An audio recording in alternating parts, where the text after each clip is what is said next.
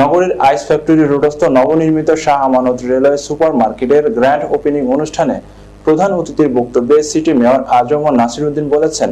মহান আল্লাহ ব্যবসাকে হালাল আর সুদকে হারাম করেছেন, তাই ব্যবসা বাণিজ্যে সততার স্বাক্ষর রাখতে পারলে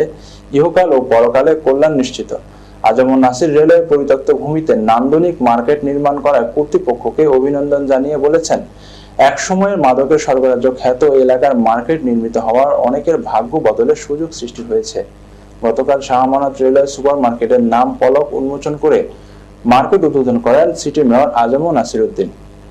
মার্কেট উদ্বোধন শেষে সুধী সমাবেশে প্রধান অতিথির বক্তব্যে Azam Nasir Uddin ice factory road ব্যবসায়ী সমবায় সমিতি লিমিটেডের সাধারণ সম্পাদক বিশিষ্ট